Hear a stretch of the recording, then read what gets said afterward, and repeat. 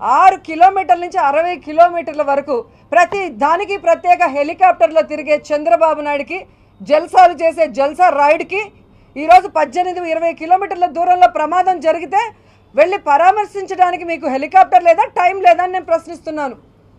విందులో వినోదాలకి విహారయాత్రలకైతే మీకు టైం ఉంటుంది, ఫ్లైట్లు ఉంటాయి. కానీ నిన్ను నమ్ముకొని ఓటేసిన ప్రజలు అక్కడ ప్రాణాలు పోగొట్టుకుంటే, ఆ కుటుంబాలు తల్లడిల్లిపోతే వాళ్ళకి భరోసా ఇవ్వాల్సిన బాధ్యత మీకు లేదా అని నేను అడుగుతున్నాను.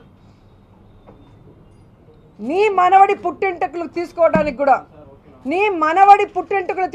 కూడా ప్రజా డబ్బుతో హెలికాప్టర్లో తిరిగే నీకు ఆ ప్రజలకి అన్యాయం జరిగినప్పుడు వెళ్ళి వారిని హక్కున చేర్చుకోవాలన్న బాధ్యత లేదని నేను ప్రశ్నిస్తున్నాను.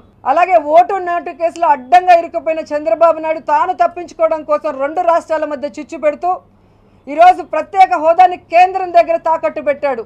కాబట్టి రైతుల పొలాలు తగులబెట్టి అమరావతిలో ఏ విధంగా రైతుల్ని సర్వనాశనం చేశాడో, పుష్కరాలలో ఏ విధంగా ప్రజల ప్రాణాలు తీశాడో, ఏ విధంగా ఓటు నోటు కేసుల రాష్ట్రాన్ని భ్రష్టు పట్టిస్తున్నాడో, వీటన్నిటిని కూడా ప్రజలకు తెలియజేసే విధంగా వాటిని ప్రసారం చేయండి.